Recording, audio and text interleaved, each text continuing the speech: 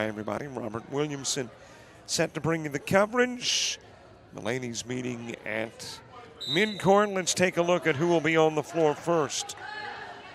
For the visitors, Johnson, Evans, Wallace, Grady, and Peoples, all starting it off. And for your Coyotes, same five that began when we were here on Wednesday. And that, of course, is Murph, Slaughter, Goodman, Watts, and Thomas.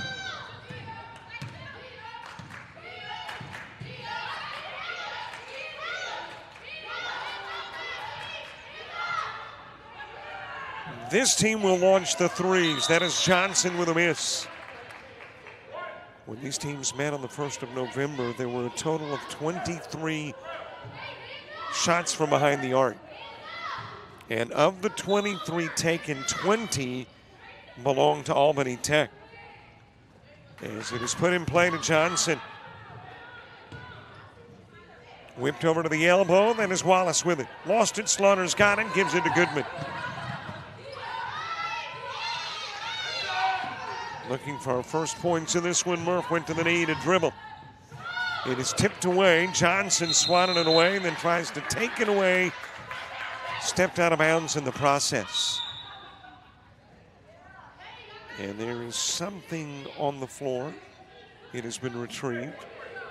Looked like it might have been a candy wrapper that got out onto the floor. Goodman to put it in play from right there in the corner to Murph. Over goes to Watts. Watts playing some excellent basketball lately, earning and keeping a starting spot. Slaughter with a putback off the miss.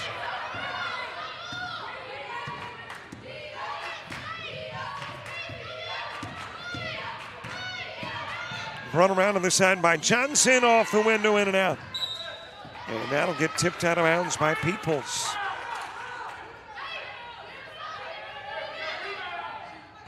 5 in a row. That's the number of wins back to back to back to back to back for Albany Tech. And I think we have a shot clock issue. I think that is the reason it's being brought in from the opposite side of the floor. Haven't seen a change, though, on the clock. Maybe that wasn't it. Over goes to Watts. Feeds to Slaughter. Trying to slide it over to Thomas. Got tripped up. And it was Peoples doing the tripping. Non-shooting brought in from the baseline. Watts to do the honors. Over to Goodman. Goodman with 19 when these teams met earlier. Back over to Murph. Into the corner, Watts. She'll shoot the three. She'll drop in the three. Coastal North did not make a three when these teams met previously. Banked in by Peoples.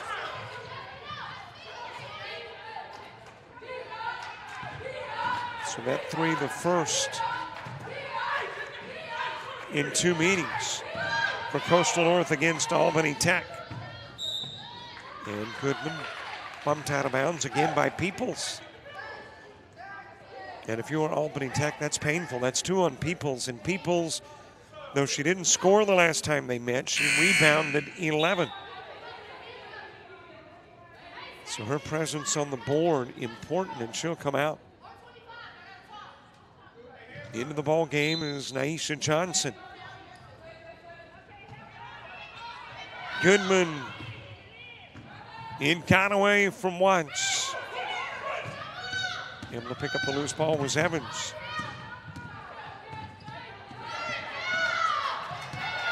Grady with it out front. 2.5 gone in the quarter. And you got a blocking foul. That'll be charged to Wallace.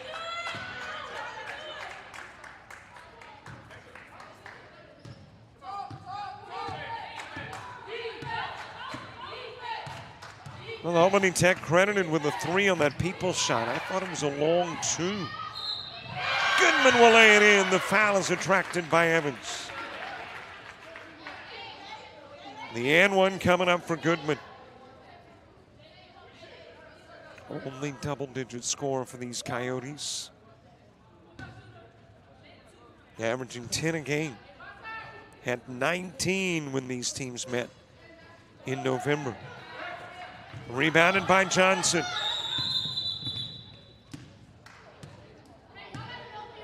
And I think we got a shot clock issue again. It's at 30. They'll mark some time off the clock. Albany Tech will bring it in from the sidelines.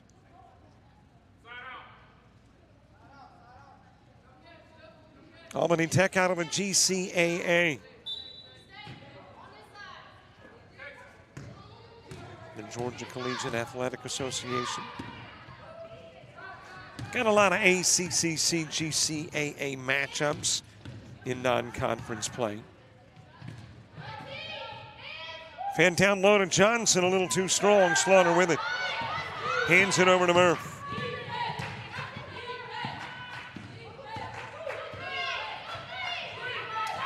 Slaughter squares up, looks into the paint, got a clear lane for 2.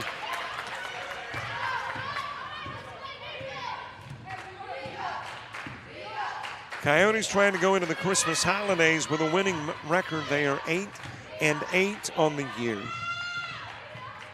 And it has been a while since Coastal North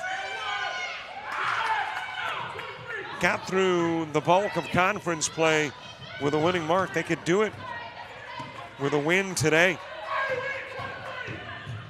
Goodman taking it to the glass. And that's got Albany Tech asking for time. Coyotes jump out in front by 11. We're back in 30.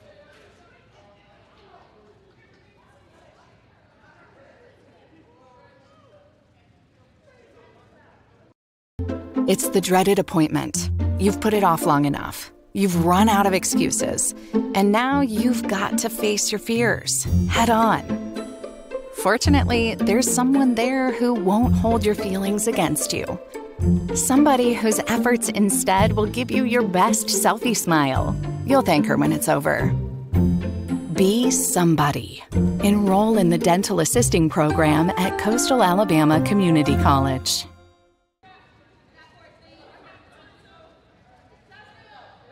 Albany Tech taking pictures from the stands. As we get back to the action after the timeout called for by the Titans. 3 ball, a little bit short. It is rebounded by Slaughter. Slaughter, one of the best in the business. Right about 9 rebounds per game. Murph with a miss out front.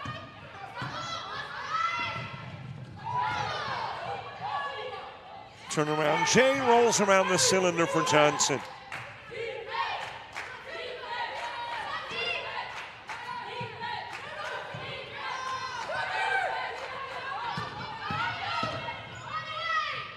Drive to the glass, a little strong for Slaughter. Down with the rebound, Johnson. Over to Grady. Picks up the dribble. Then it is taken away right into the hands of Slaughter, given to Murph. Raven Hall on the sidelines, ready to check into the game for the Coyotes.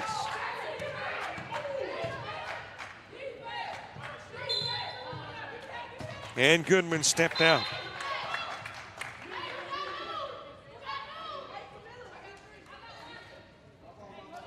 So the Titans with the basketball. Titans against the ACCC are 5-2. They knocked off LBW twice, Enterprise State twice, and split with Chat Valley. Those were the victories. And then, of course, the loss to Coastal North.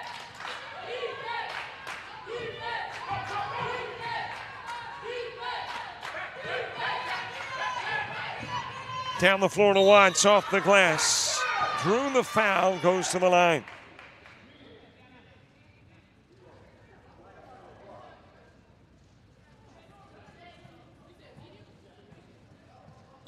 And we've got a timeout. It is your media timeout. 4:38 left to play in the first. Home team by 4.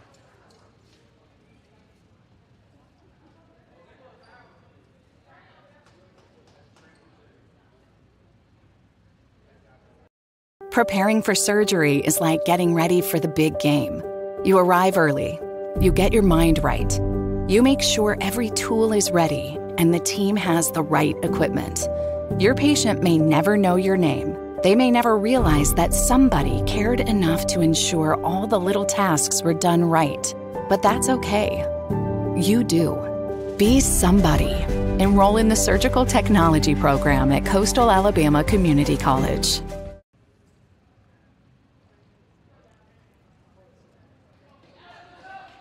Well, I guess we could say that as coach and cop. Security here at Coastal North and the assistant coach for the guys team. Watching the ladies play basketball. 4:38 to play in the first.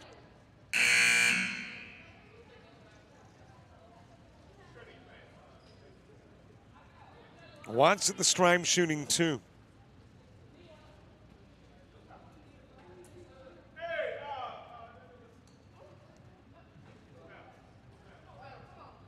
And Johnson coming off the floor. I think she has got either a busted lip. I don't think it's the nose. Might be in that area, but she's coming off the floor. Into the game is Sylvana Davis.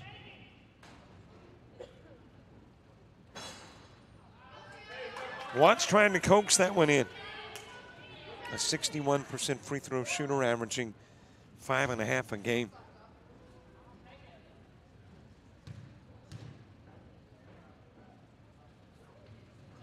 So go 1 of 2.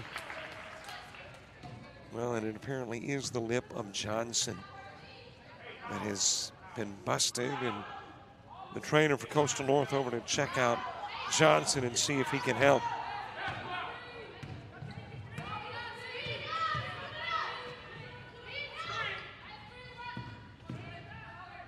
Pull-up jumper near the stripe by Evans. It will go out of bounds. At last got a Coyote.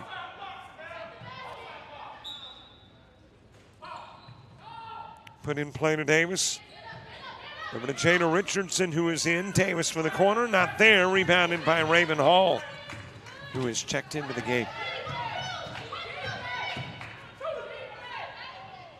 Over to Lennox. Janeria Lennox steps onto the floor, launches a 3. Lead goes to 8 with 6 minutes expired and 4 to go in the first. Handoff given to Johnson. Feeds over to Davis. Davis will miss. Rebounded by Hall. And then reaching in to take it away is Mitchell. That is Jasia Mitchell checking into the game for the Titans. And she'll get fouled and head to the stripe.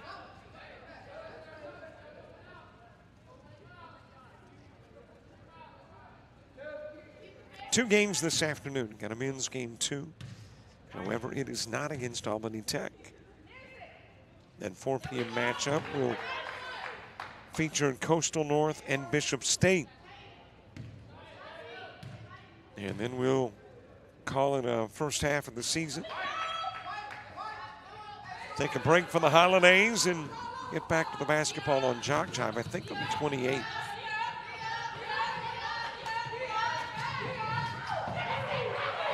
That is stolen away.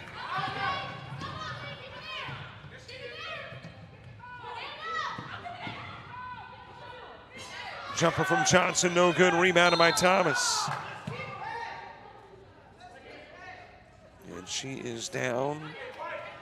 It's got a knee issue that's been hampering her all season long. But she is up and headed to the other end of the floor as the Coyotes are into the bonus with 3:20 to play in the first. So they'll play the next 3 minutes and 20 seconds. Shooting free throws after every Titan foul. Thomas, a 69% free throw shooter.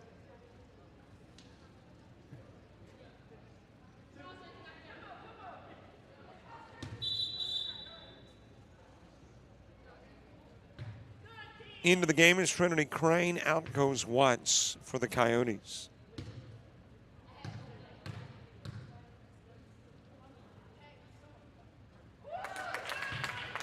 Thomas making her first, but you can tell by the body language that she is a tad gimpy at the stripe.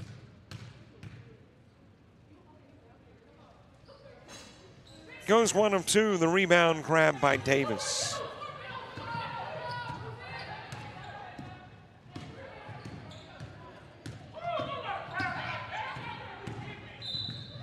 Got a little pump, Goodman did it. Richardson the recipient. And it'll be brought in from the baseline.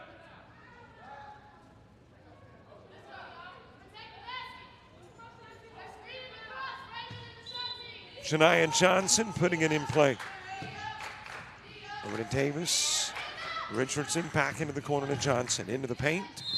And that Hall reach will be a Hall foul. It did, though, likely keep Johnson from scoring it easy, too.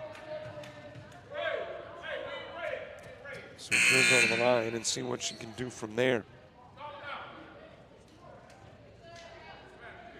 Slaughter back into the game after a brief breather. And Hall will go to the sidelines, and she'll sit all alone on one end of the bench.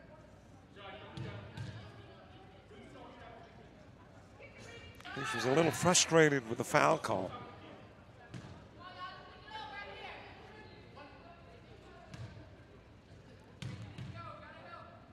Johnson, the #1 scorer in the GCAA. Averaging 16 per game. That is Crane for 2.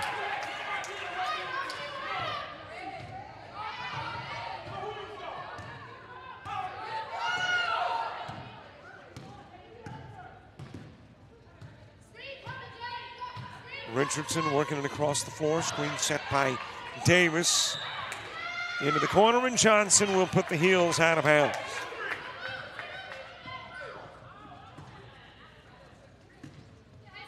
And it'll be Coyote basketball with an opportunity to grow the lead if you hit the 3 to double digits. They haven't had that yet in the first stanza.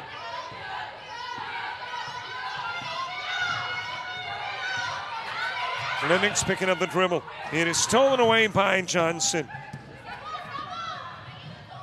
Feeds to the other side of the paint to Richardson, and she'll lay it in for 2.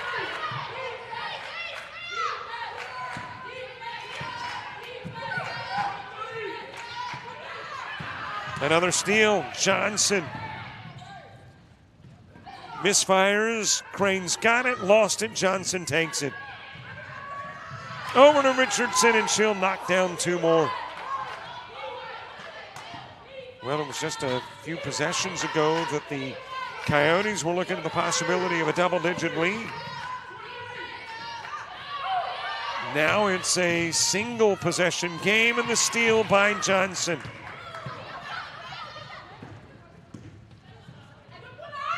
Davis with a jumper. Evans the follow-up, it's not there. Davis able to come down with it. Johnson to tie off the rim. Wrapped up by Thomas.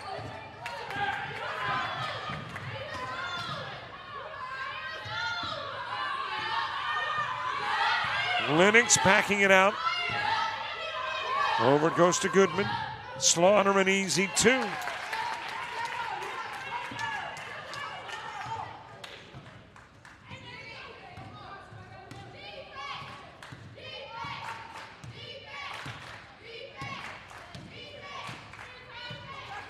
Richardson picks up the dribble. Top side give goes to Evans. Johnson at the timeline. Davis back out front to Richardson. She'll drive. She'll come up short. And there will be a foul charged to Slaughter.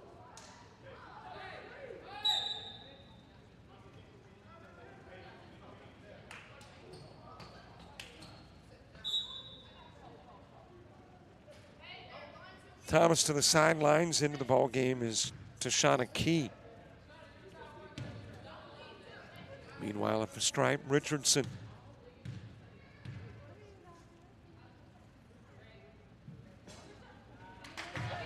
This is a 61% free throw shooting team.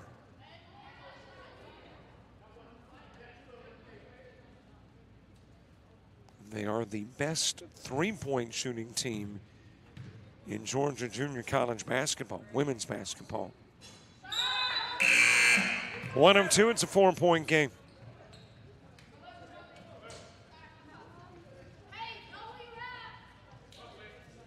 Crane coming out of the game. Murph is back in for the Coyotes.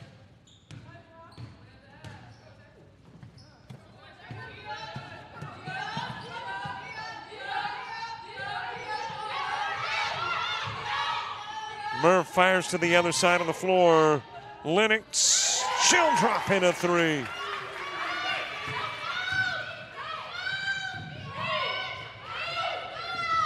Got the steal by Murph. And that will bring it in to quarter number 1. A 7-point lead for the home team. As we head to your next 10-minute stanza.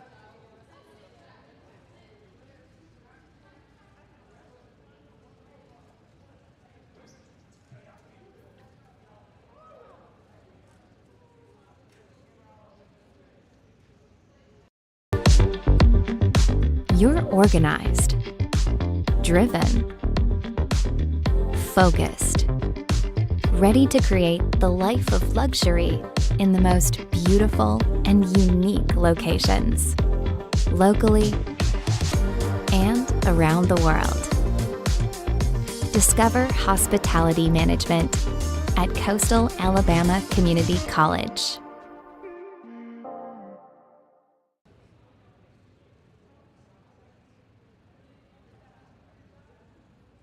Got to give me some of that Coastal Alabama Coyote gear. You know, the teams, the Coastals used to be different mascots. None of them Coyotes. All of that changed at the end of last year. And now instead of Sun Chiefs, Eagles, and Warhawks, you've got exclusively Coyotes. Though in the gymnasium, you will still see some Eagles, like on the scoreboard or on the scorer's table. But it's a transitional phase and still very young with the Coyotes. I guess this is Coyote Pops. You know, it's so early with the Coyotes that some of the things that will change haven't yet.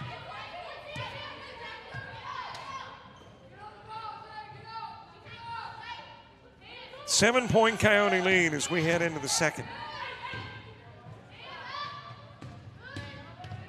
Evans from the left side, top side give goes to Bell. Then is Michaela Bell with a three. Blocked by Slaughter after the putback try by Jalexia Taylor.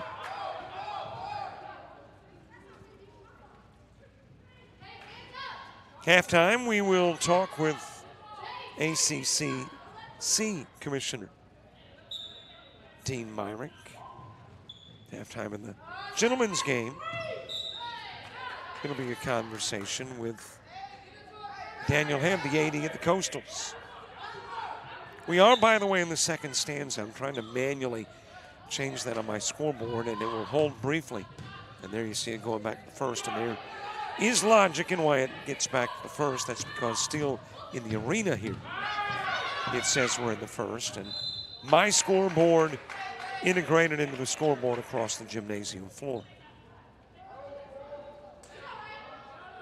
So that's why we are seeing that one pop up. I'm trying to manually override it, but it's only wanting to briefly override. So that's a longer explanation for why you're periodically getting the first answer on our scoreboard when we're in the second. Goodman able to slap it off the glass.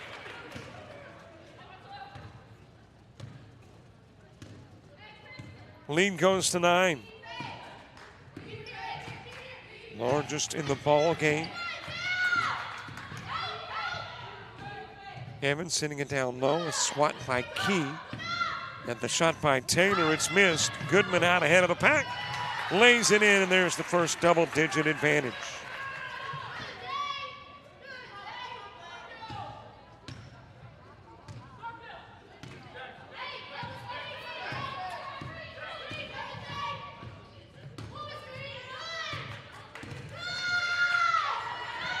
It goes to the opposite side of the floor. Goodman will pick it up. She'll lay it up. She will lay it in.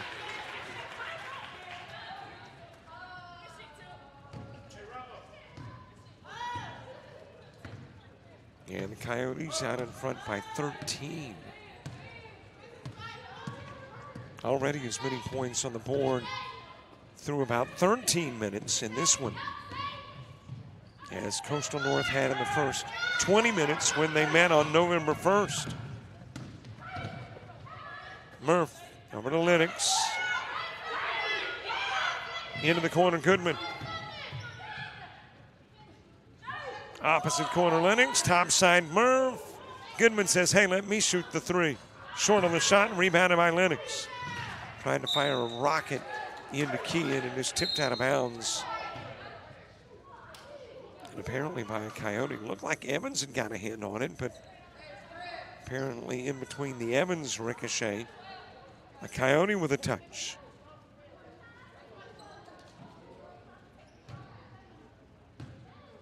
And it'll be Titan basketball.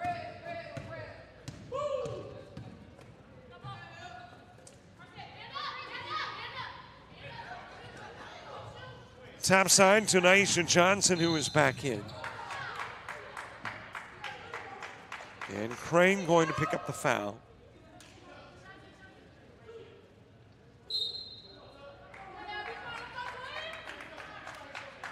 Hall coming back into the game. Slaughter will grab a chair.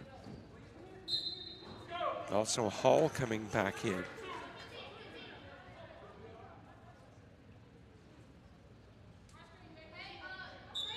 And it is Goodman who comes out. Put in play to Grady. Grady with a miss. Key down with a rebound.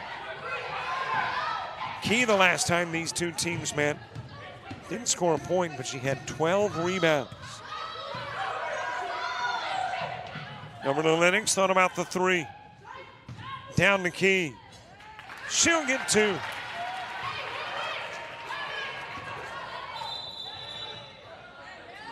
And you got a backcourt.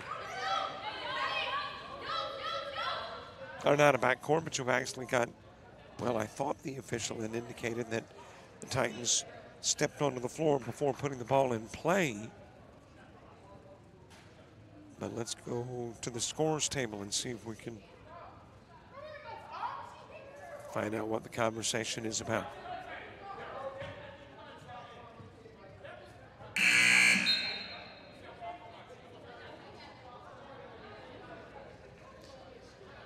Well, what I can tell you is Kenneth Williams is a bit disgruntled. The Albany Tech coach.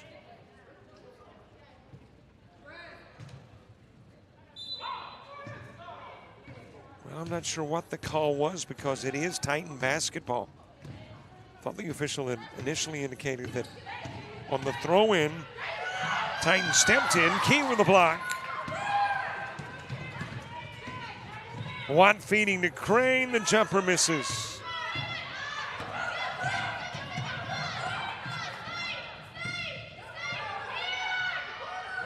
Other side of the floor, that is a three ball from Grady. It might have been two. Did not see the officials indicate three. Looked like she was standing behind the arc though, and yeah, they put three on the board. Here's another steal by Johnson. The feed, the easy two from Carady. And that will prompt Coach Mandy Armstrong to take a timeout.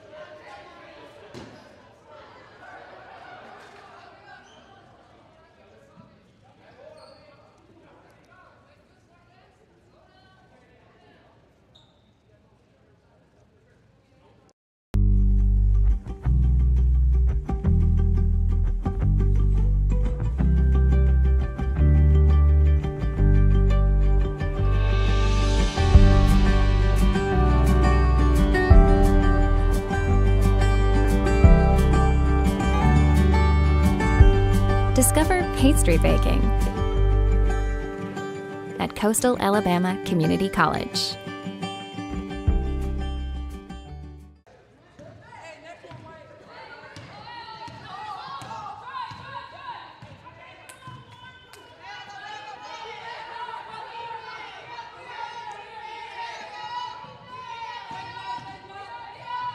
Watts, I'm not sure what she was trying to do. I don't know if that was a shot or a pass to Key. She got bailed out, though, when the Titans tip it out of bounds. In play to Murph. Lennox from the corner, 3-ball in and out. Key with a rebound, put back is good.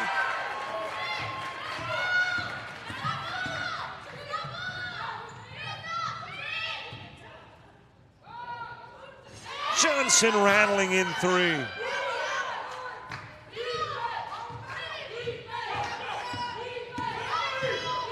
Murph weaving through Titans, in and out. Watch the putback. It is swatted away by Johnson.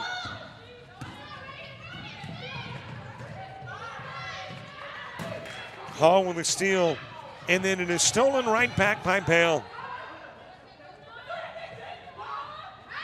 Off the glass on the 3 try. It was Grady with a miss.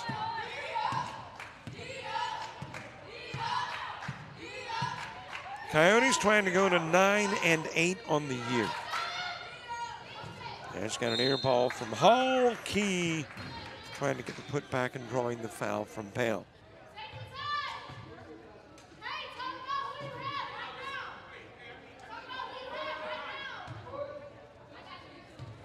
But if the Coyotes can climb over that 500 mark, go into the Christmas holidays with a 9-8 record, they would be the only D2 ACCC team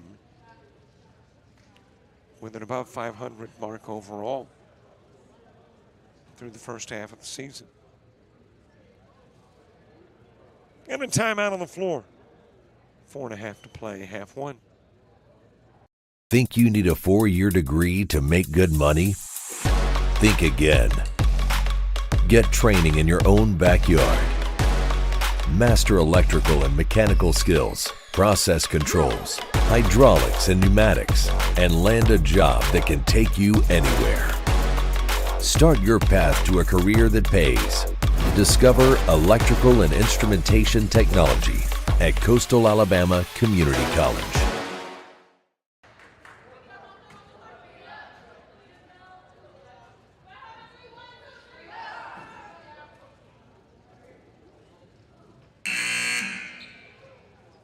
Four and a half left to play in the half. A 33-23 contest. Key at the stripe. She will shoot 2.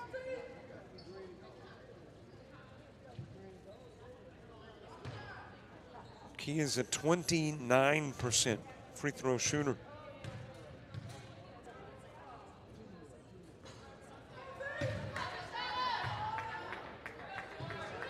Averages 3.5 a game, but what she scores is a bonus. It is her rebounding capabilities that are such a forte for the Coyotes.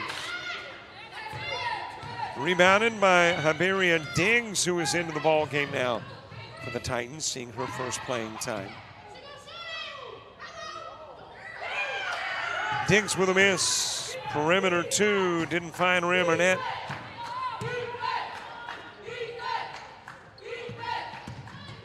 Murph has it tipped away. Johnson, just great quickness. The steal Over to the other side of the lane, the miss from Grady. And that will go out of bounds off Crane. And remain Titan ball, trying to cut it inside double digits. With inside 4 to play in half number 1. Key coming out, Thomas in for the Coyotes.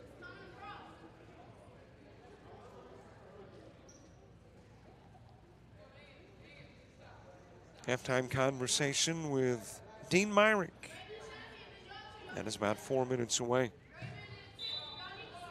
Grady putting it in play. And of course, that's 4 basketball minutes away. Who knows in real time? And you got a foul on Goodman.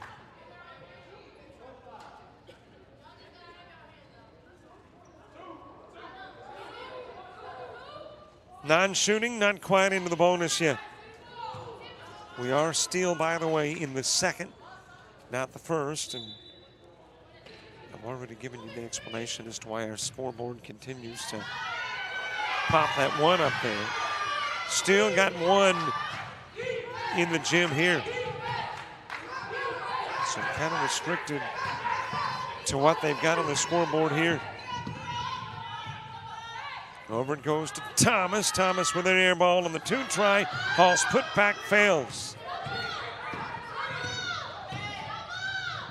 Diggs lost it, but Johnson found it.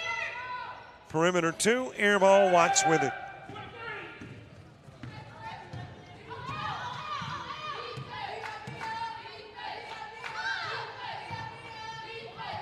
Back it goes to Watts. Goodman into the paint. Leans in and out. And that is out of bounds off of Goodman.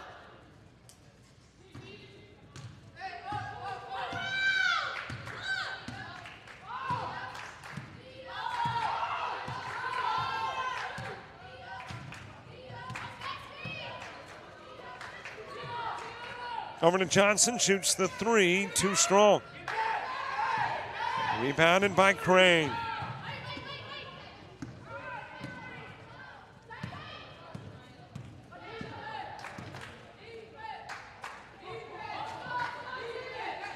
Crane with it near the timeline. Over to Watts, slides through a couple of defenders for 2.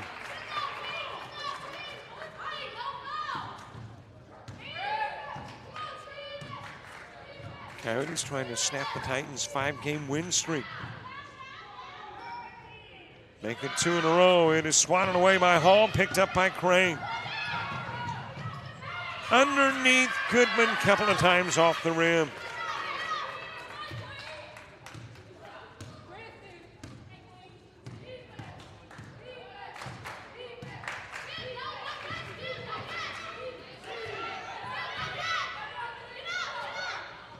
Over to Johnson, Goodman defends. Spin move and a Goodman foul.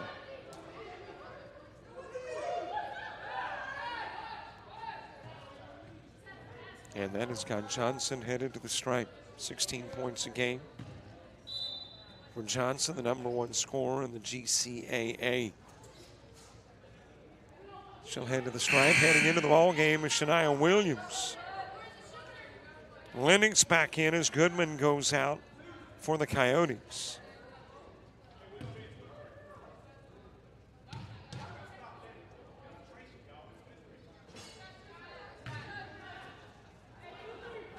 Johnson, a 54% free throw shooter.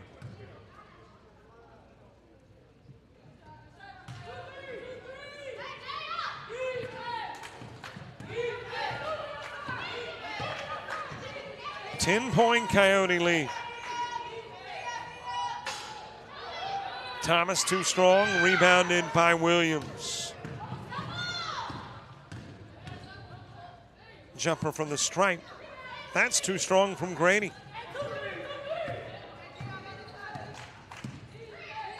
Coyotes would love to go on a little run here and create even a little more distance between the two before heading into the locker room at halftime. And a double dribble from Thomas.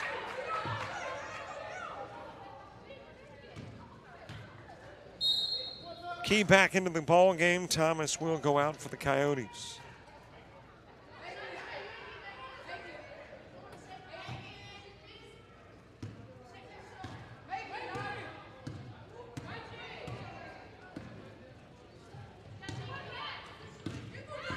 Over to Johnson. And this time it'll be Lennox fouling Johnson. She is tough to defend.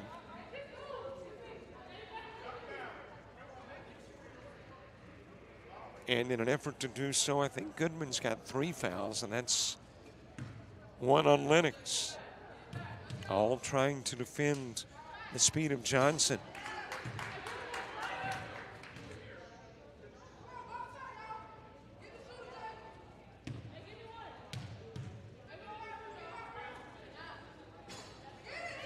Couple of misses and retrieved by Key.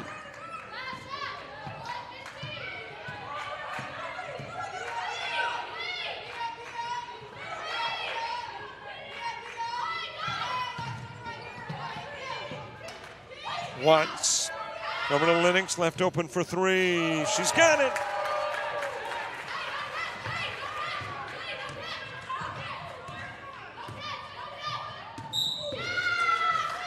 And you got a charge.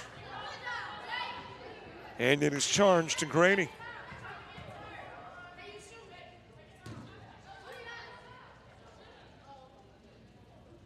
Grady with the offensive, Coyotes with the basketball. A half minute to play in the first half.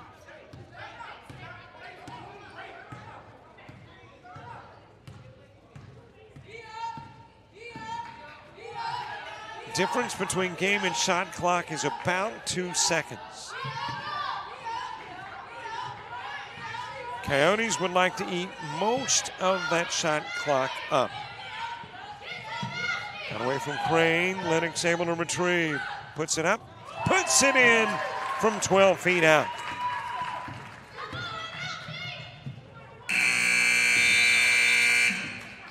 And that is it for the first half of action.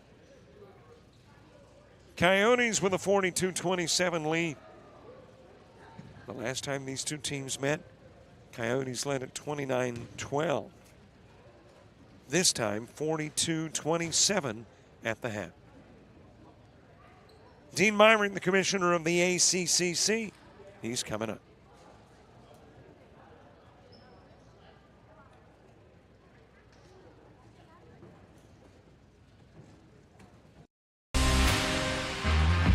Think you need a 4-year degree to make good money? Think again. Get training in your own backyard. Master a skill to land a job fast. And start your path to a career that pays. Discover welding at Coastal Alabama Community College. So what are you waiting for?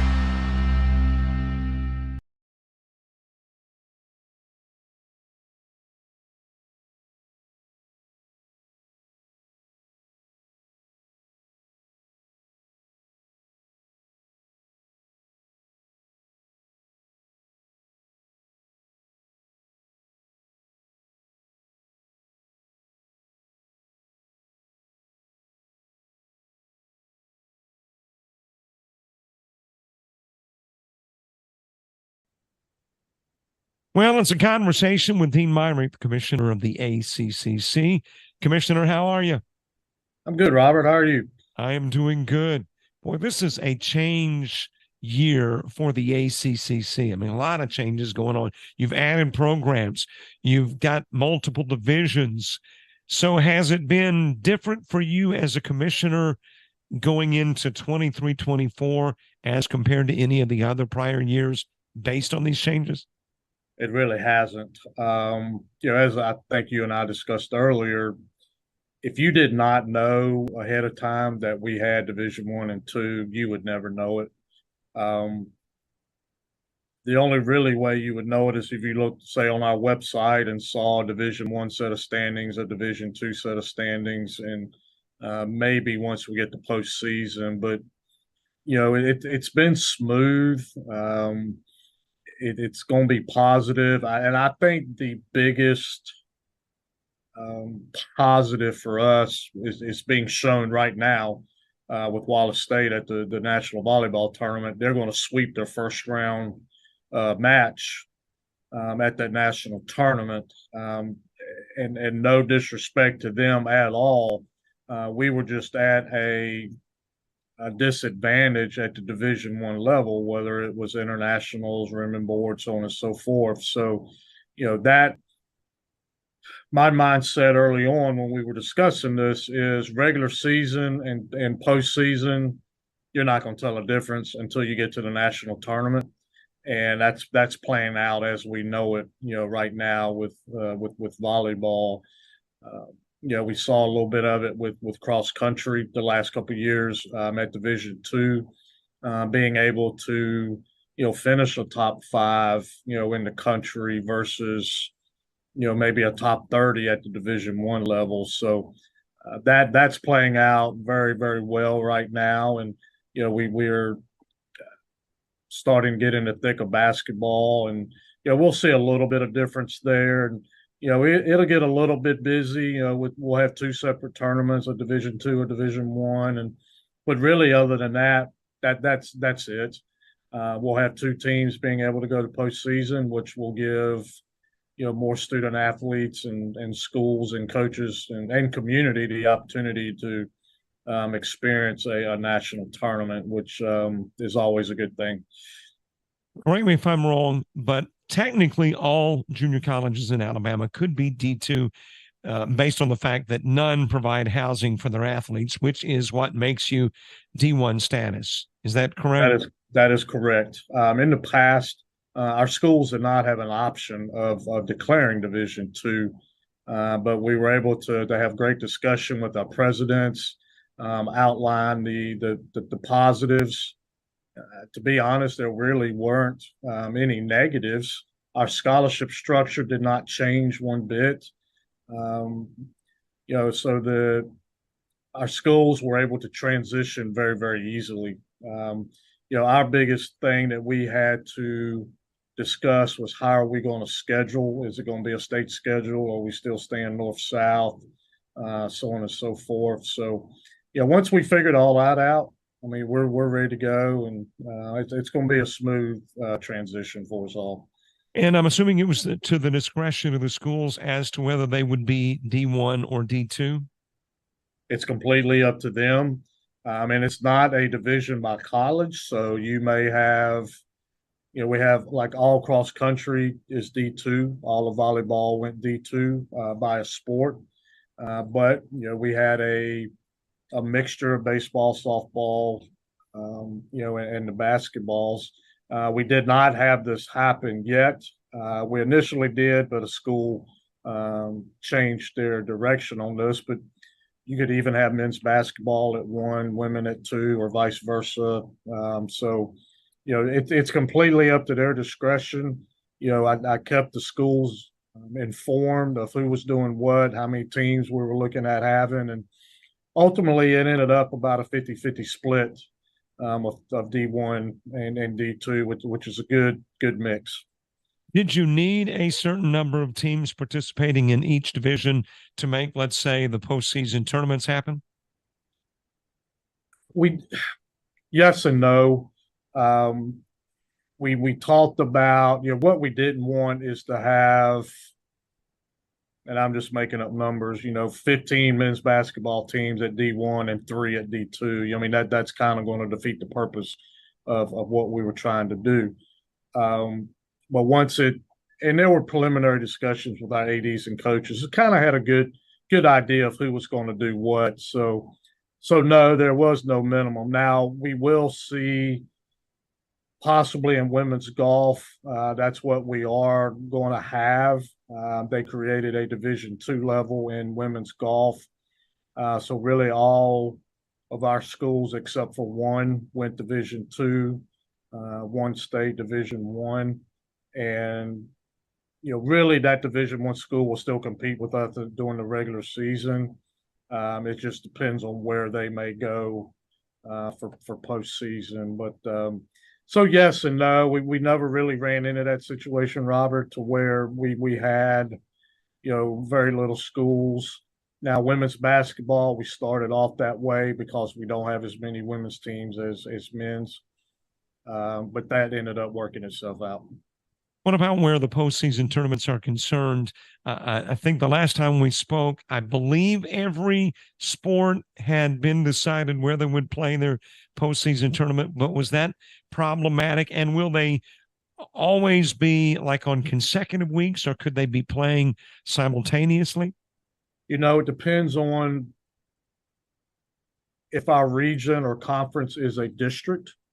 In the past, we've been together, so our region was the same as a district.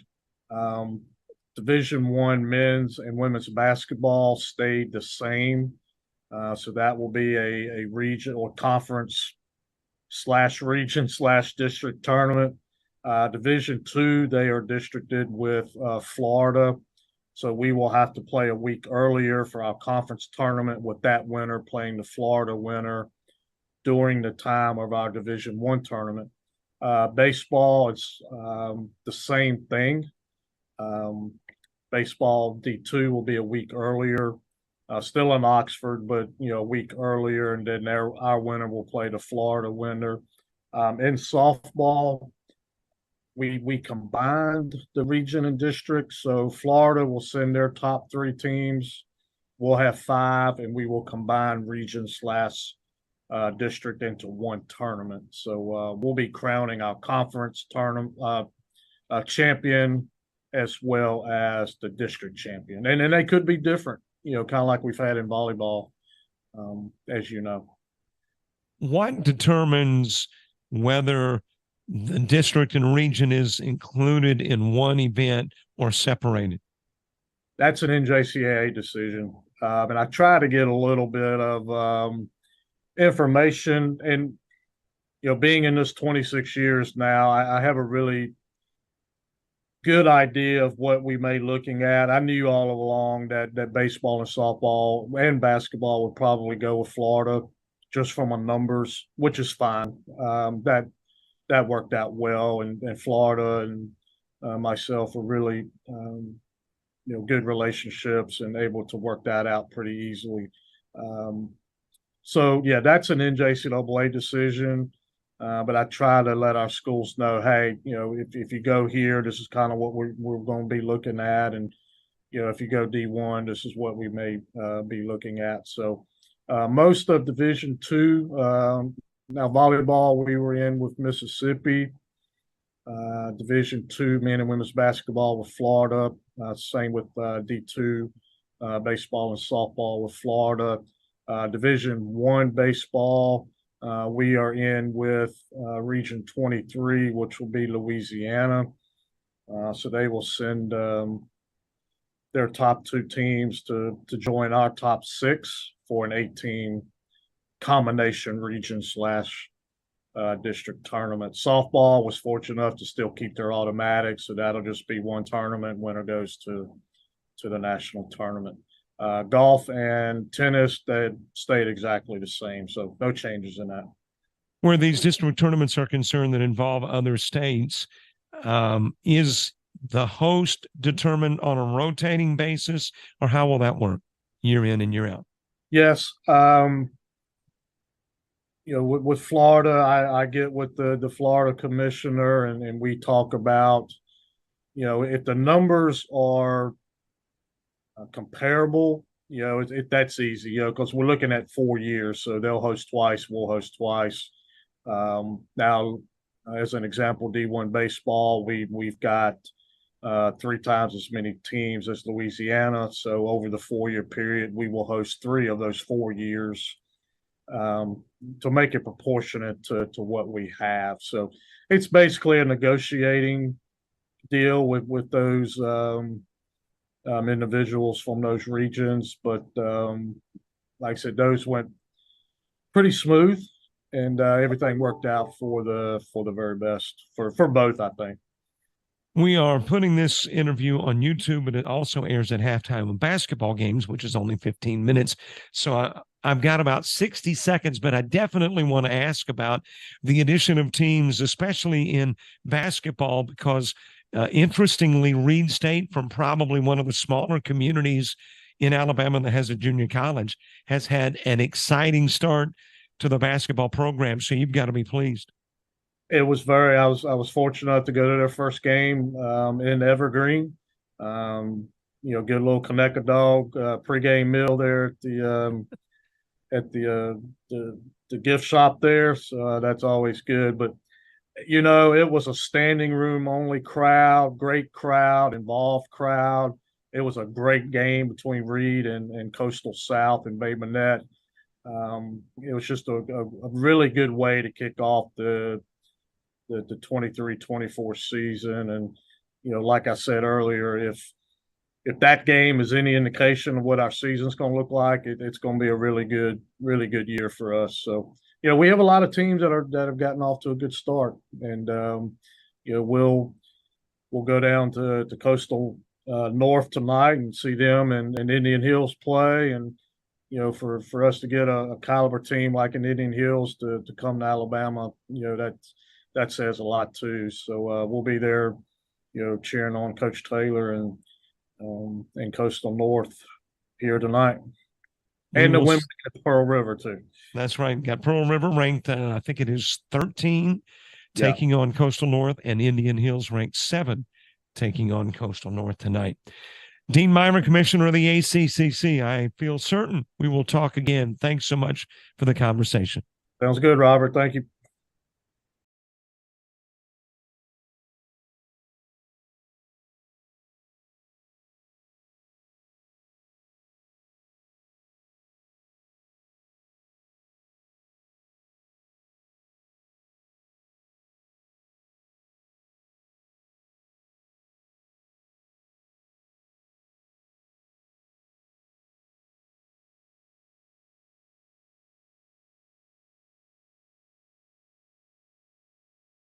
What's up, y'all? Here at Coastal, Alabama. I'm about to go and get this Lug Day started. Let's get it.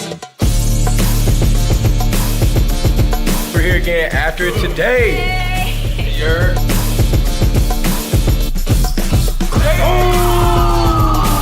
Hey, let's go, baby. Let's ride. Yes, sir.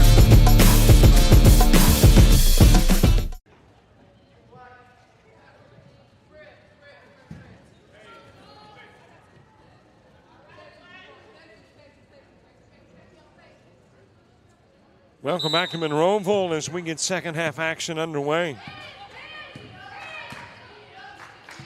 Coyotes 30 minutes away, 30 basketball minutes away, actually 20 basketball minutes away, maybe more like 30, 35 real-time minutes away from taking a winning record into the Christmas holidays. Got to knock off these Titans, though, who have won 5 in a row.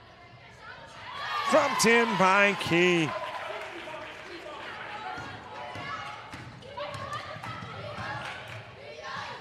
Coyotes trying to put together their longest win streak of the year.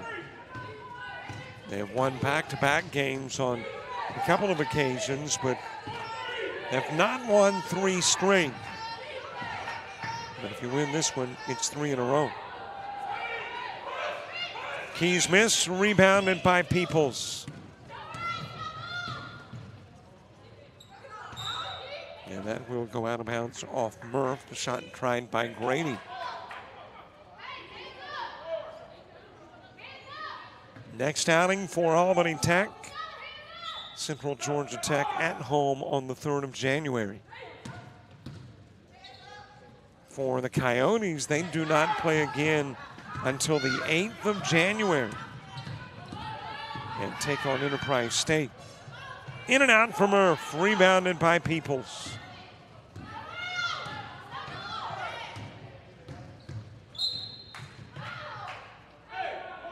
And there was a foul.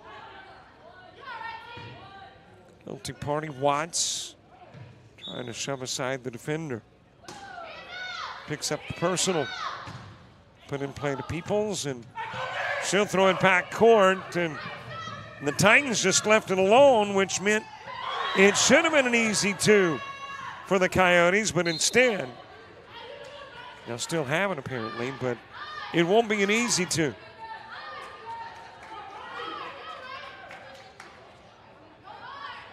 It'll be a contested two. Looked like it could have been a very easy, uncontested basket. Over it goes to Goodman. Into the paint. Tried the scoop. Tries the follow-up, and the follow-up's good.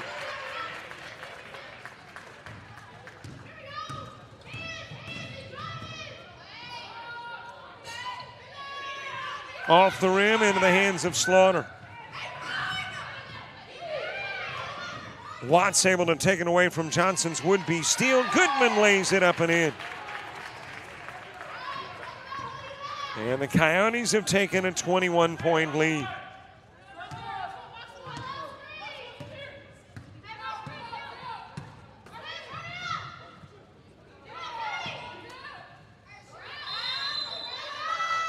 And let's see, got a jump ball.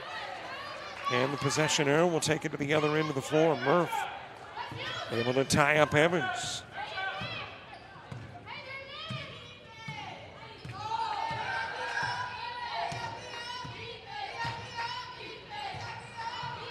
Over to Goodman, screen set by Key. Goodman goes the other way, draws the foul. Top scorer for this Coyote squad, the stripe.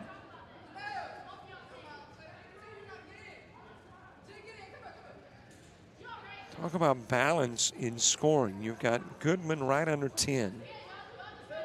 Thomas right under 9. Murph right under 8. Slaughter just under 7.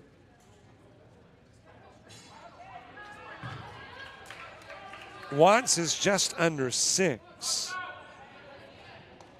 You've got Key a tad under 5. Just balanced scoring up and down for the Coyotes.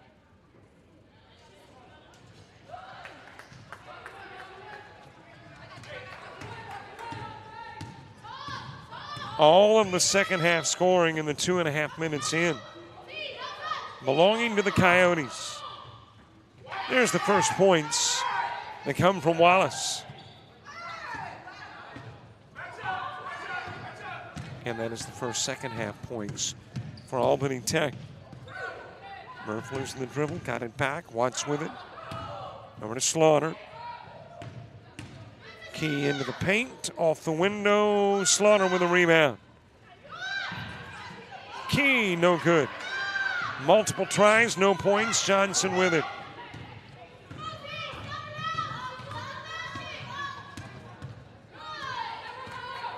Johnson, top of the key. Hands it over to Grady. Grady from the elbow. Dipped it in and out. Rebound belongs to Wallace. Peoples back over to Grady. Grady bringing it baseline. Into the paint to Wallace. Nothing there. Over to Peoples. Top side it goes to Grady. Shot clock dwindling down, and the Titans a long way from the hoop. From the top of the key, no good. Initially rebounded by Goodman, taken away by Evans, and she will lay it in. And there's a timeout on the floor asked for by the Titans. 18-point Coyote lead, 4 minutes into the second half.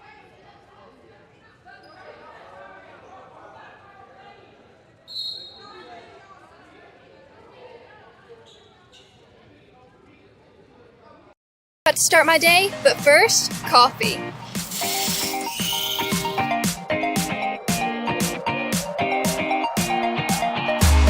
Here with my coastal crew.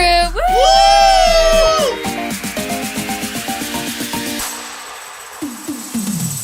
And that's how I end my day at Coastal Alabama Community College.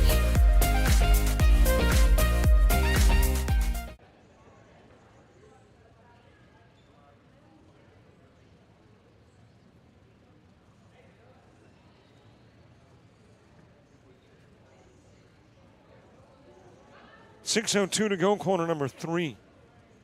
In a 49-31 game, Coyotes with a lead. Coyotes averaging 54 points a game, but they have certainly stepped up the scoring over the last several games. Their season high, it was 76. Scored on Wednesday against Talladega.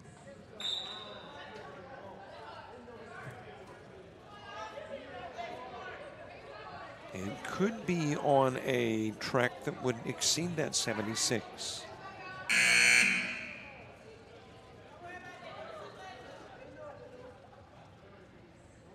Coyotes putting it in play from the baseline. The least they have allowed is 43.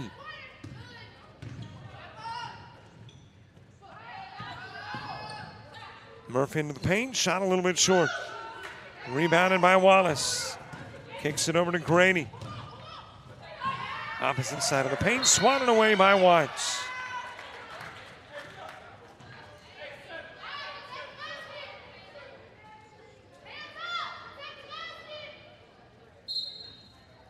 Titans put it in play. Peoples just a little bit short. Goodman with a rebound. And there was contact. That's going to be charged to Goodman. And I think that could be 4.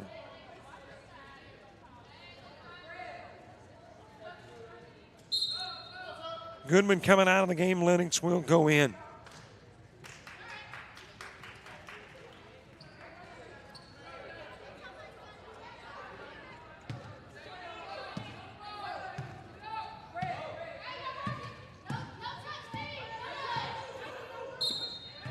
And a whistle. Let's see what that's about. Johnson committing the push.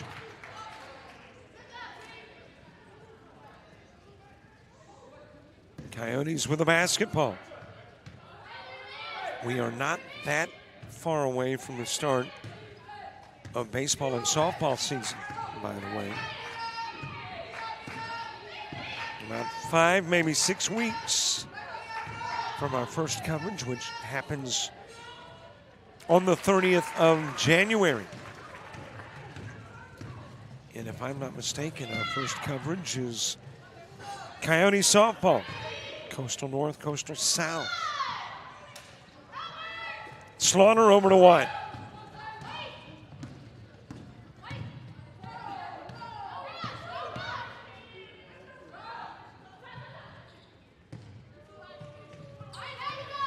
Slaughter hands it to Lennox. Murph out front with it, 20-point lead. And Murph gets tripped up.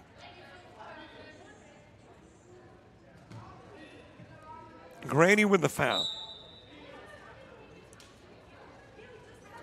Got a dead ball, we're inside 5. That is your media timeout.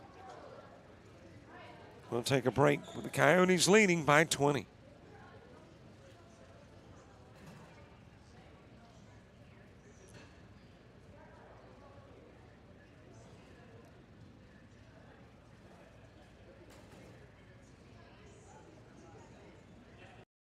You've played some travel ball, you've shared the videos. Mom and Dad can only root so much. It's time to get real interest from the colleges and scouts in your area, right where you live. That's why the Showcase Series is different. We're not just another tournament, we're an advancement event where you get real-time exposure with live TV coverage of our games that get you seen directly by the coaches you want to impress from anywhere in the world. Register for events at showcaseseries.org. It's your turn at bat.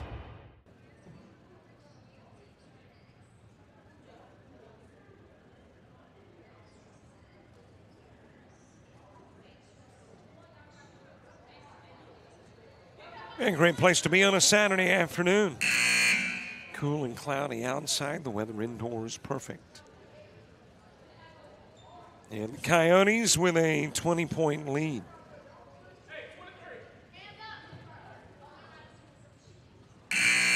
Trying to take some joy into the holidays. A 9-8 record. And 3 wins in a row. Slaughter with a miss. And will go out of bounds off key.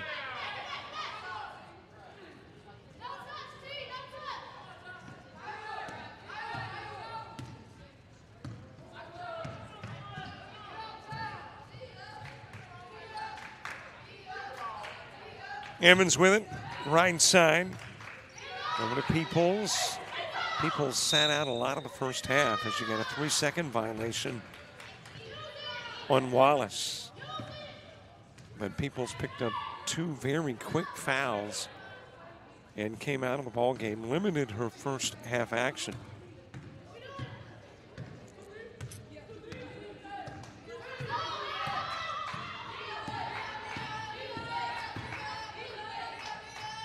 Lobbed over to Murph. Into the corner, Lennox with it. Trying to get it down low to Key. Murph thinking Key was going to break towards the hoop. Instead, Key stood, and thus it's thrown away. And the Titans with a basketball.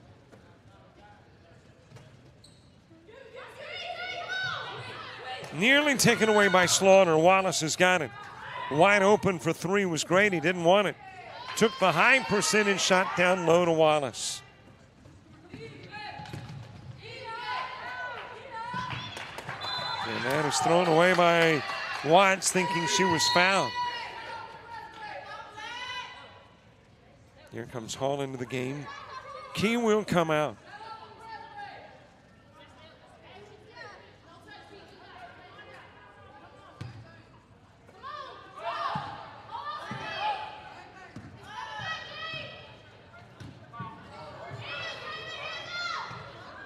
Out front it goes to Evans, down low.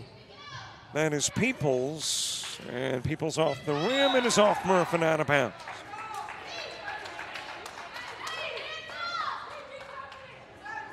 So the Titans still with possession.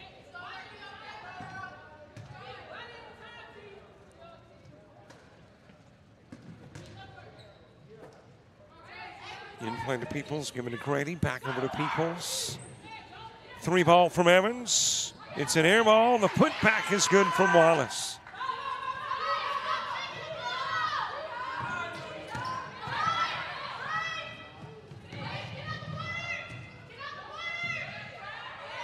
One side of the corner, able to get it to Murph. Oh, nothing there. Lennox into the paint, walked with it first.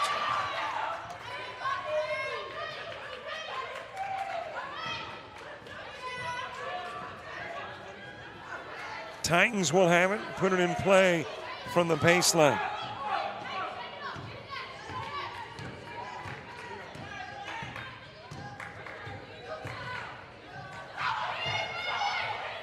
Turn around from Wallace. Slaughter able to come up with a loose ball, feeds it over to Lennox. Other side of the floor, Murph can't get to it. And another opportunity for the Titans to trim away at the lead.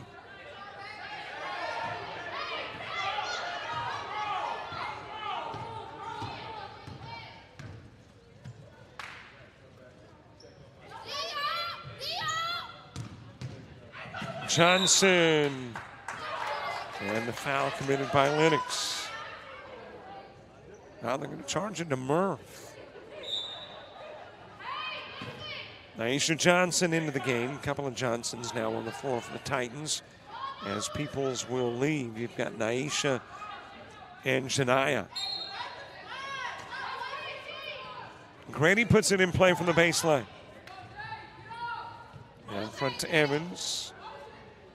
Grady's got it back, setting the pick. Wallace creating a little separation. Grady rebounded by Hall.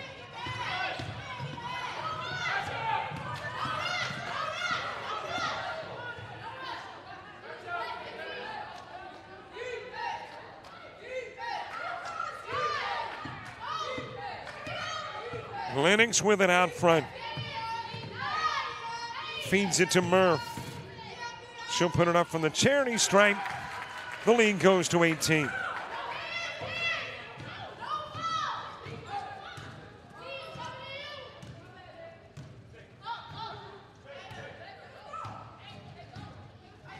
Into the paint, Wallace off the glass, no good. Slaughter with the rebound. Winds up on the floor, ball winds up on the lap of the coach. but it was last touched before it hit the lap by a Titan. And the ladies with the gold jerseys will bring it in from right in front of the scorer's table. In play to Murph. Coyotes trying to stretch that lead again to 20 plus.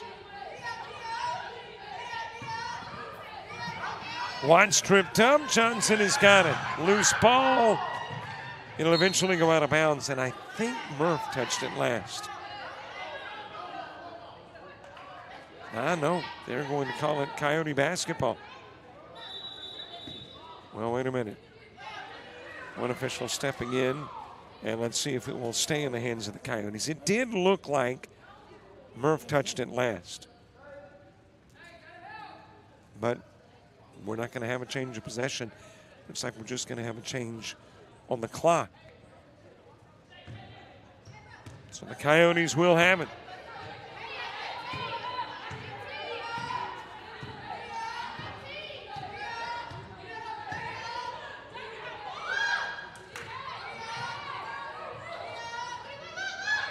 Murph to Hall. Puts it on the floor. Jumper too strong. Put back is good from Slaughter.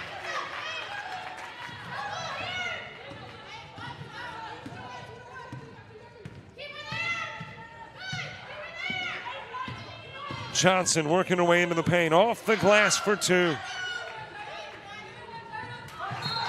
And he's off of Watson, out of bounds.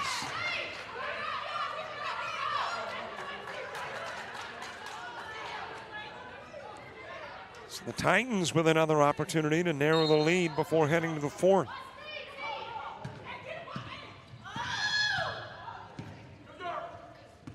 Richardson hands it to Johnson.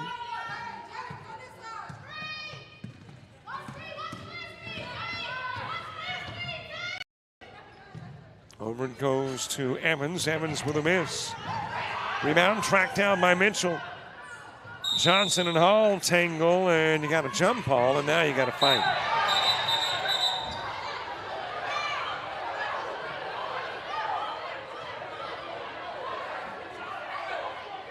Law stepping in, coaches stepping in.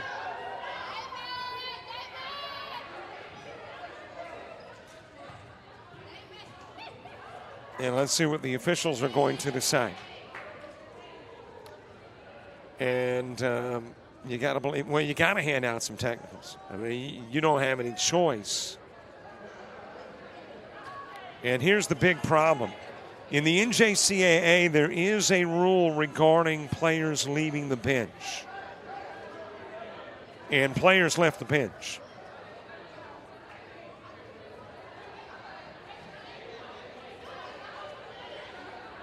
So let's see what is decided.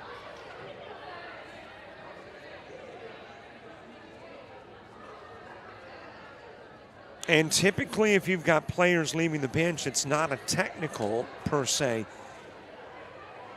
Unless, of course, now they change these rules frequently, but the way I understand the rules is that leaving the bench gets you ejected.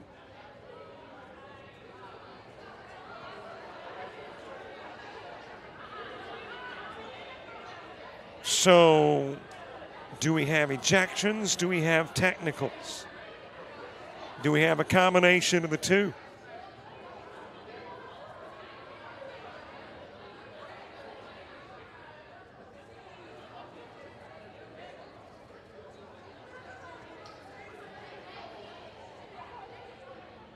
And that's what the officials are discussing.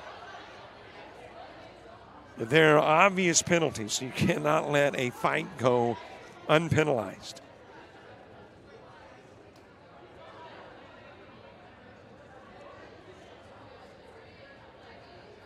So let's see what the officials decide. Here is where it sure would be nice if in basketball you had what you got in football, and that basically is a mic'd umpire who will tell you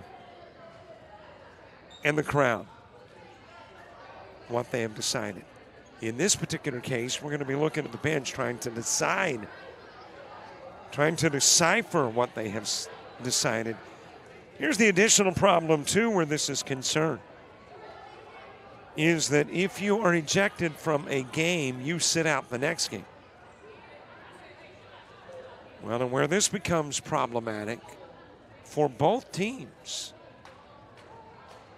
is that you have got conference games your next game. Neither team can afford to be shorthanded in the next outing.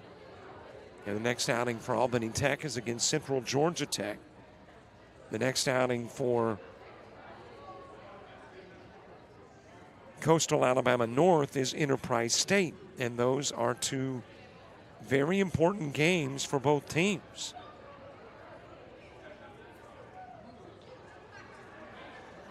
So if players are ejected, then you've potentially got some other issues that go beyond the 16th day of December.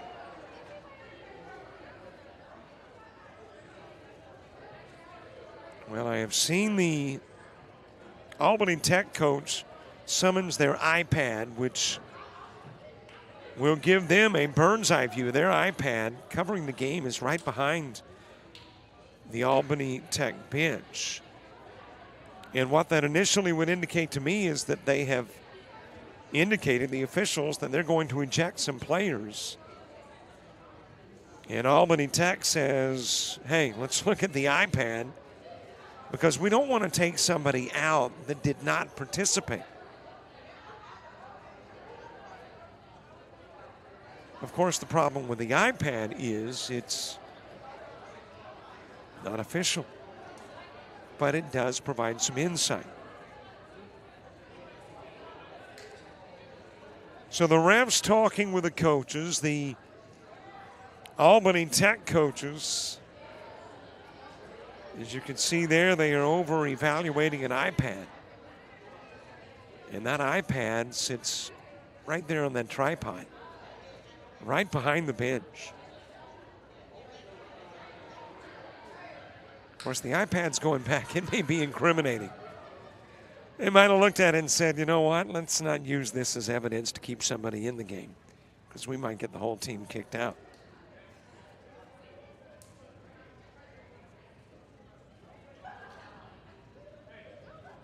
All right, let's see what is going to happen.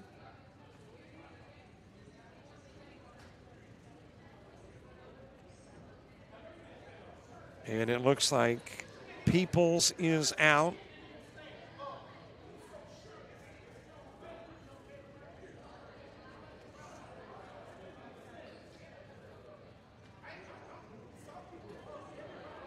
Well, we know there's been one ejection.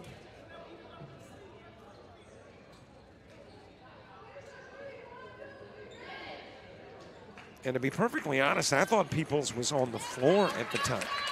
Maybe not.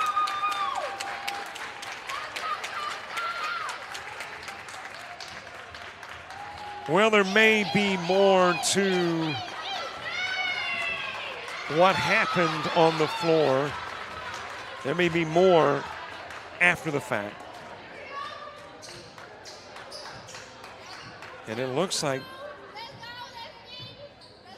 well, it initially appeared as though they had gone over to the Albany Tech bench and had indicated another player was leaving.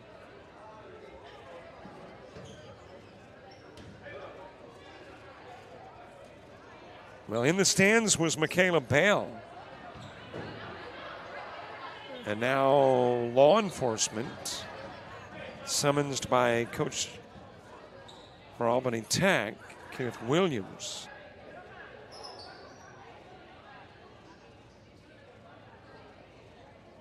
And you've got another player leaving. That player is Jeriva Grady. Well, and it also looks like you have got Davis, Diggs, Wallace, and Bell leaving.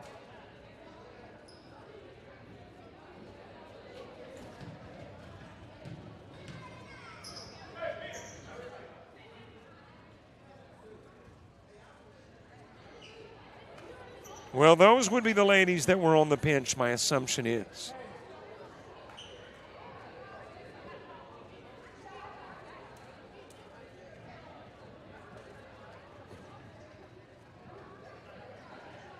And that leaves Albany Tech with only the 5 ladies that were apparently on the floor at the time the confrontation began.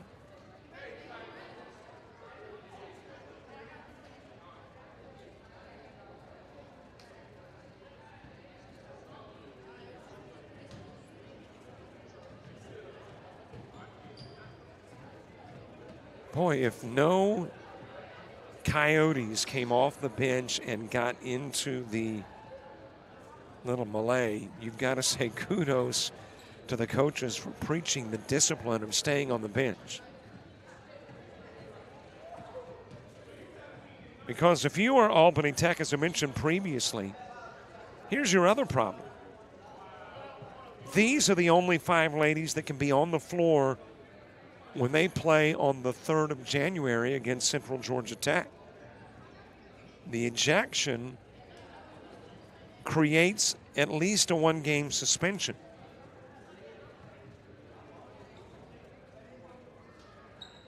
Well, there is still a discussion over at the scorer's table.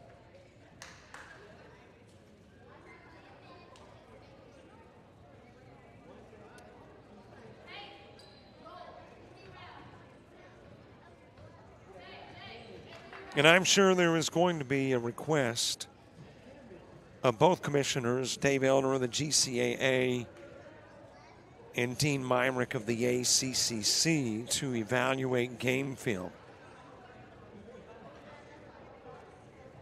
Albany Tech will be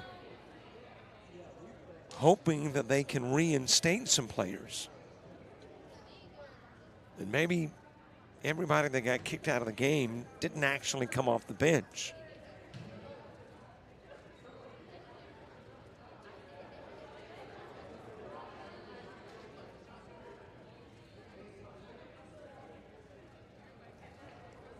Well, there is still a conversation going on over at the scorer's table.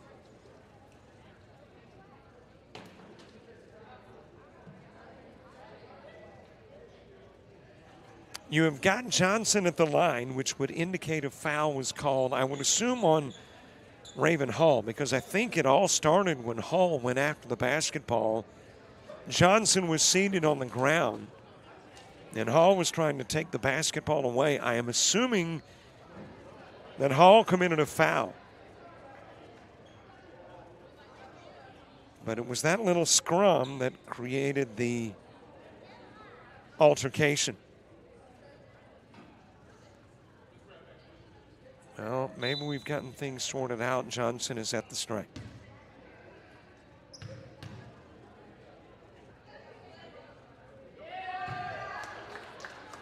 Well, here's where I can bring in that Coach Mandy Armstrong is also the chief of police in Monroeville, and she may have looked at her players and said, "Stay put."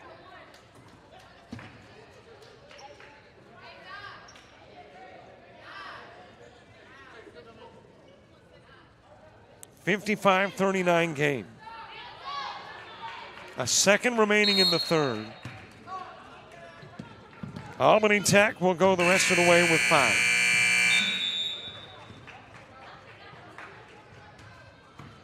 As I believe 6 are ejected. We head into the fourth in a certainly eventful 55-39 game.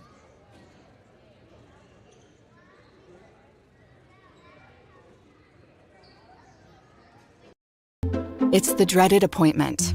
You've put it off long enough. You've run out of excuses. And now you've got to face your fears head on. Fortunately, there's someone there who won't hold your feelings against you. Somebody whose efforts instead will give you your best selfie smile. You'll thank her when it's over. Be somebody. Enroll in the dental assisting program at Coastal Alabama Community College.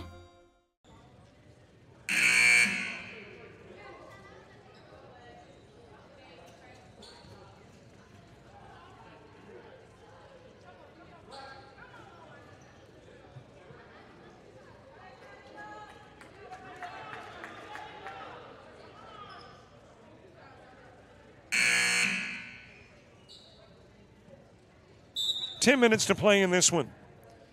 As we get the fourth and final stanza underway, had one of the coaches during the timeout come over and ask if they could get a copy of the game. So, yeah, they're very interested. It's over for the moment.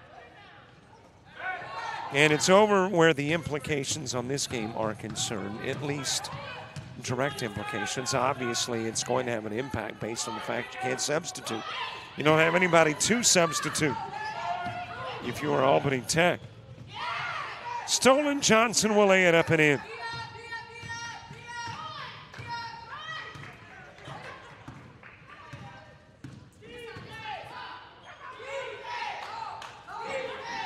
Another steal, Johnson, but she'll tip it out of bounds.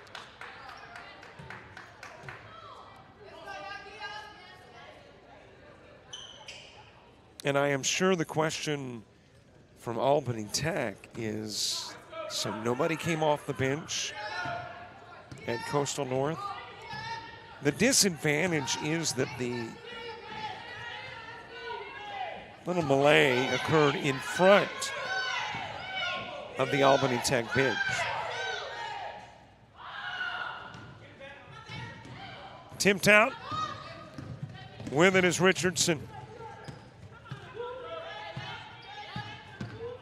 So the cameras were really kind of on the melee instead of backed out to get a good look from both benches. And of course, based on the melee being in front of the bench for Albany Tech, you just got a better look at the Albany Tech bench.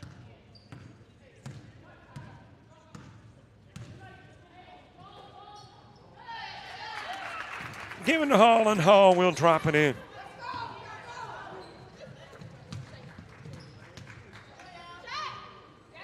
Johnson for three. And a timeout on the floor.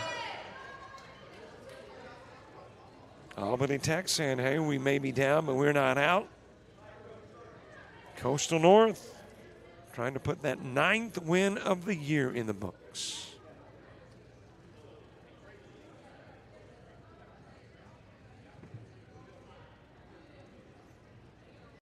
Preparing for surgery is like getting ready for the big game. You arrive early. You get your mind right. You make sure every tool is ready and the team has the right equipment. Your patient may never know your name. They may never realize that somebody cared enough to ensure all the little tasks were done right. But that's okay. You do. Be somebody. Enroll in the Surgical Technology program at Coastal Alabama Community College. As members of the Bishop State men's basketball team, we've still got another game to go after this one wraps up. Bishop State taking on Coastal Alabama North. In men's basketball, the men Coyotes hoping to avenge a loss last month to Bishop State.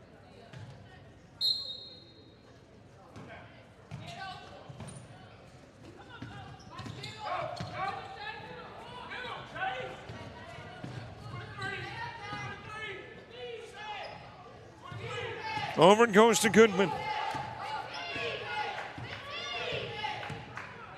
Works at top of the key. Watts open down low. Slaughter swatted away from the backside by Evans. Johnson short on the three try. Slaughter with the rebound.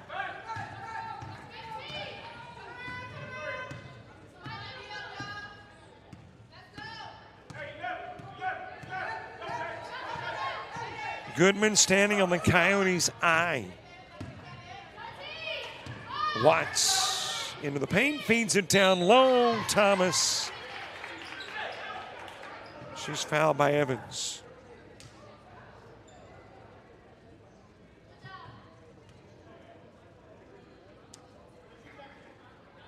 And Thomas at the stripe. Thomas, a 69% free throw shooter. Averaging a little better than 8 points a game. Getting her 14th start of the year.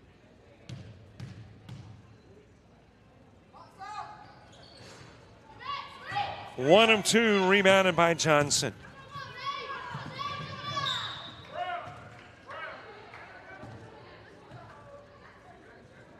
Trying to feed it into the corner to Evans. Got away from Evans. It'll be Coyote basketball. Lennox over to Goodman. And that'll be tipped out of bounds by Mitchell.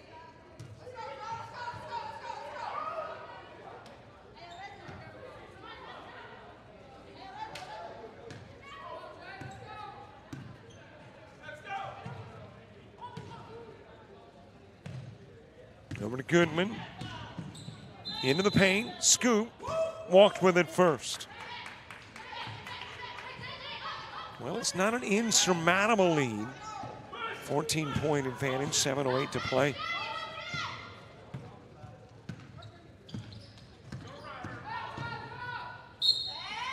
Richardson gets fouled. And it'll be Watts that commits the foul. Richardson playing in her 8th game of the year.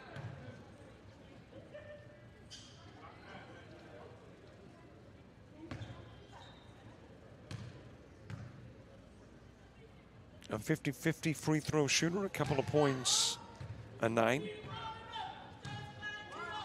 Well, I've got a feeling we are going to get a number of requests for copies of tonight's game. Or this afternoon's game.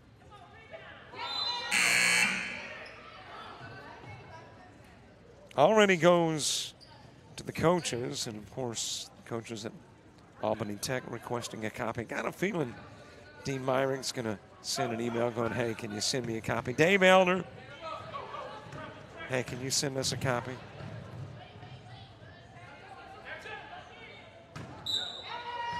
Thrown away, pass intended for Goodman.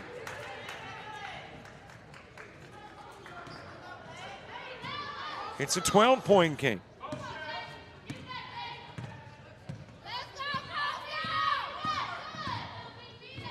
Johnson into the paint, lost it, but picking it up is Richardson off the rim. Retrieved by Johnson.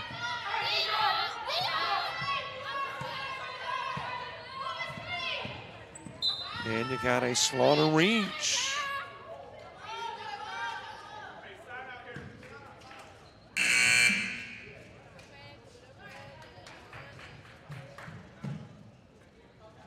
Non-shooting foul will be brought in from the far sideline. Slaughter out. Key coming into the game.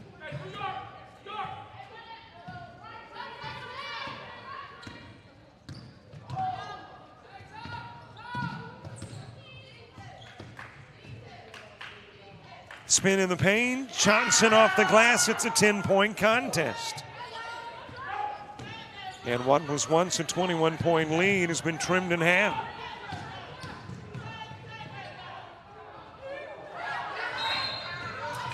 Crane committing the foul after the Richardson rebound.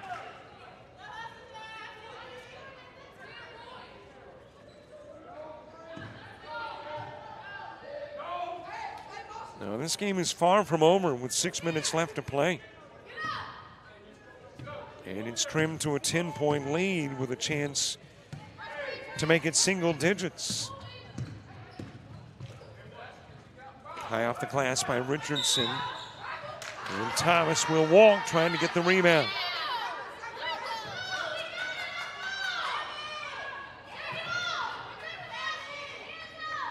Well, when these two teams met in Georgia, Albany Tech dominated in the fourth.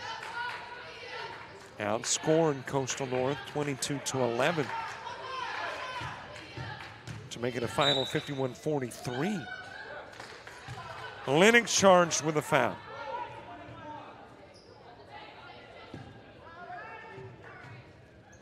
Here comes Murph into the game. Lennox will go out.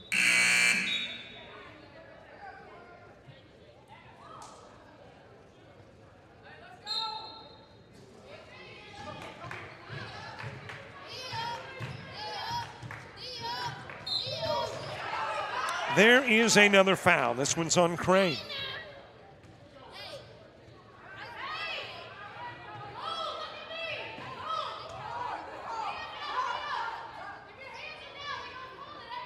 Evans to put it in play from the baseline. In play to Richardson, the perimeter two, short, rebounded by Key. Key with 12 rebounds the last time these two teams met. We don't have access to during game stats, but she's got to be close to double digits again. Murph stolen away by Richardson. She'll lay it up, she'll lay it in. It's a single-digit lead.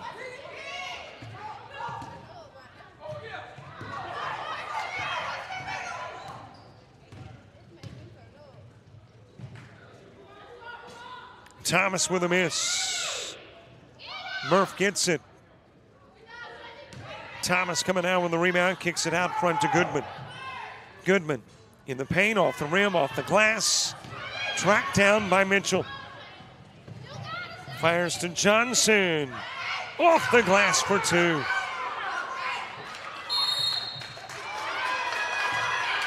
And there's a timeout on the floor asked for by the Coyotes, as the Titans have narrowed it to 6.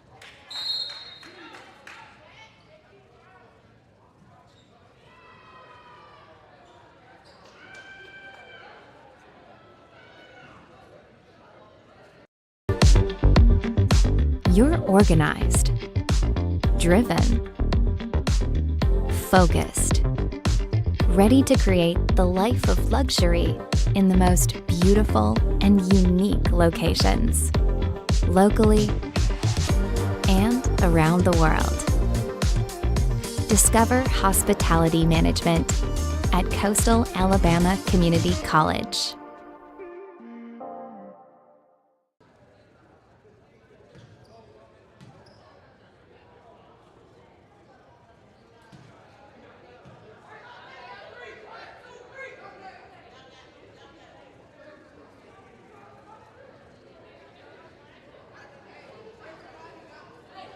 .433 to play in the game. And it's turned into a 6-point, 2-possession game with a ton of time left. 4:33 to go.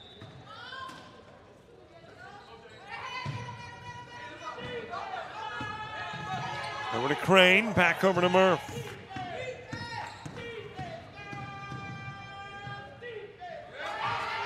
That'll go out of bounds off Key. Here comes Tajay Young into the game. And Murph will come off the floor. I believe this is the first we have seen of Young in today's game. Albany Tech with a chance to make it a 3 or 4-point game. Richardson feeds it over to Johnson, too strong. And the look, couldn't get the points. Goodman coming down with a loose ball. Over to Young. She'll shoot the 3. She'll hit the 3.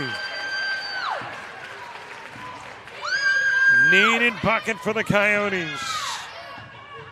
Johnson. Over goes to Richardson. Richardson short. Johnson with it.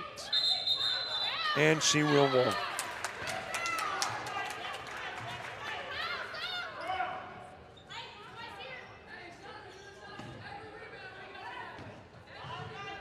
In play to Goodman.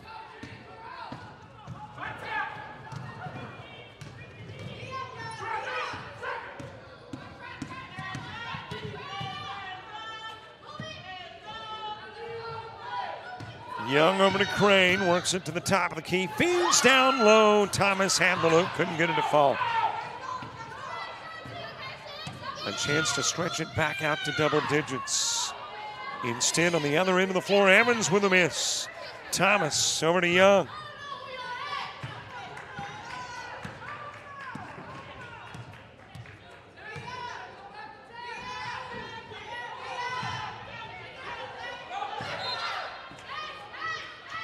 Swatted away by Johnson.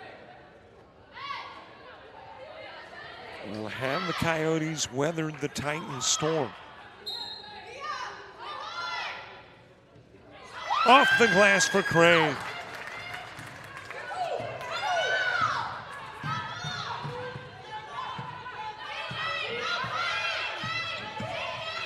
Evans into the paint.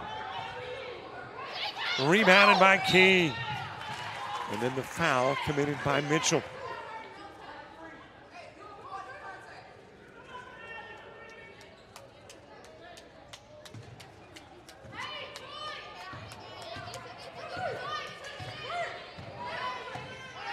Big possession for the Coyotes. 13 or 14 wouldn't put it completely out of reach, but would make it tough to come back as we get close to the 2-minute mark. Not impossible. Johnson tips it away from Young. Feeds it to the other side of the paint. The bucket is good from Richardson, and she is fouled.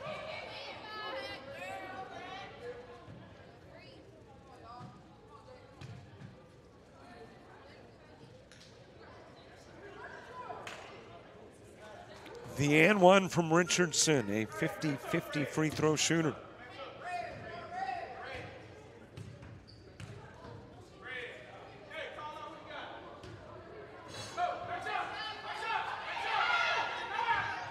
Back to an 8-point game.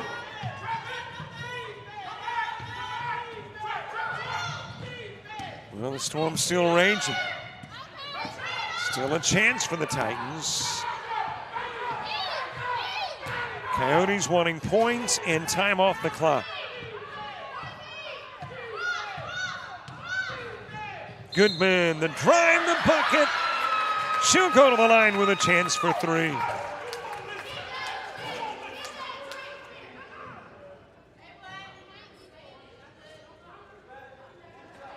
And Goodman trying to make it an 11-point lead again.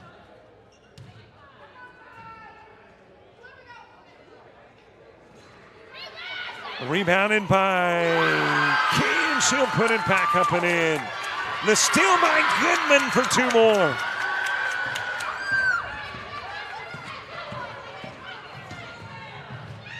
Huge possession. Off the glass for Mitchell. And a timeout on the floor for the Titans. But the Coyotes by 12 with 1:28 to play.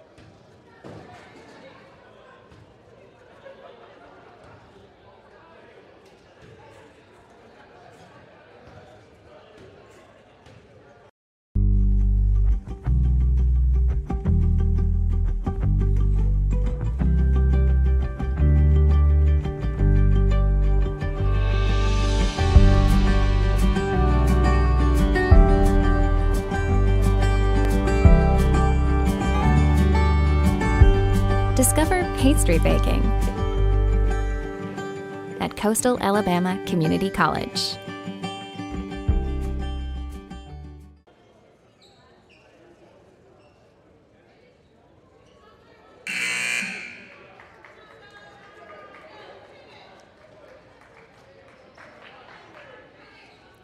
Less than 90 seconds away from a holiday break, a 9-8 record. A sweep over Albany Tech. But the Titans have already shown us throughout the course of the game that they're not playing dead. They're not rolling over and quitting.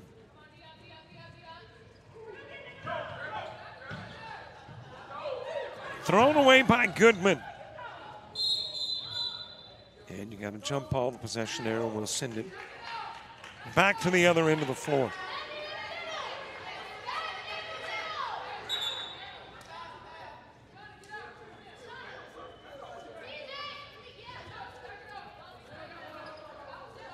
.123 to go.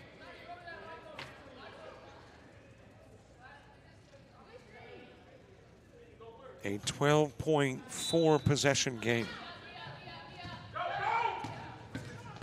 Into Goodman.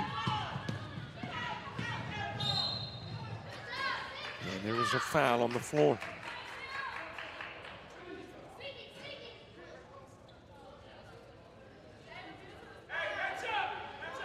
Non-shooting, it'll be brought in from the baseline.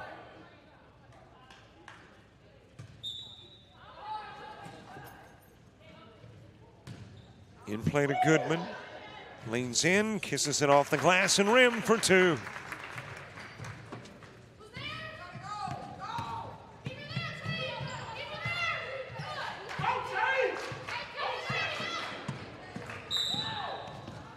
And Goodman committing the foul.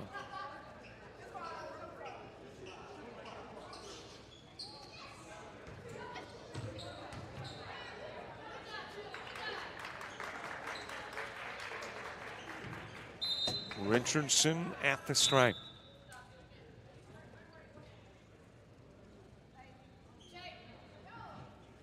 Coastal Alabama North, 76 points against Talladega on Wednesday, their highest offensive output. Prior to that, it was 72. Currently 71 with a minute to play.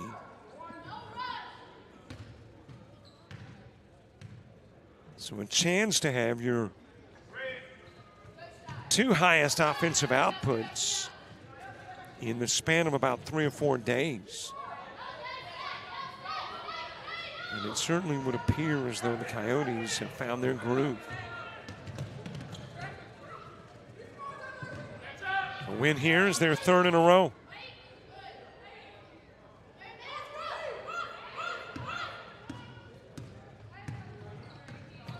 Over it goes to Young. Lennox. Thomas with a putback.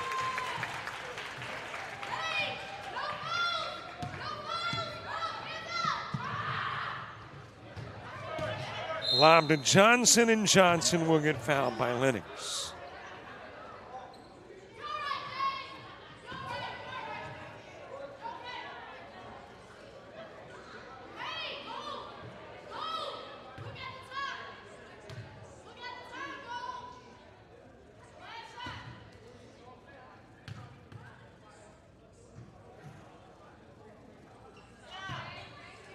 Johnson with her first of 2.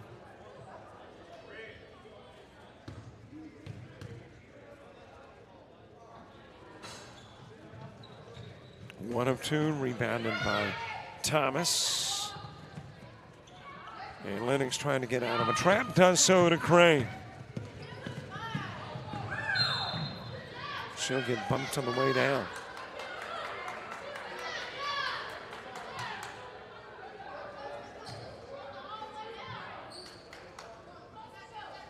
Crane to the strike, 13-point lead.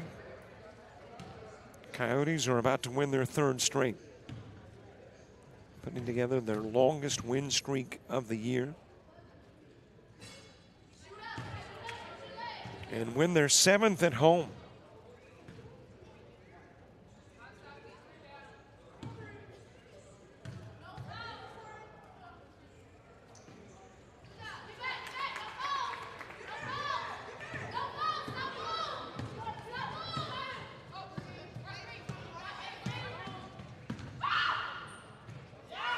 Taken to the glass by Richardson.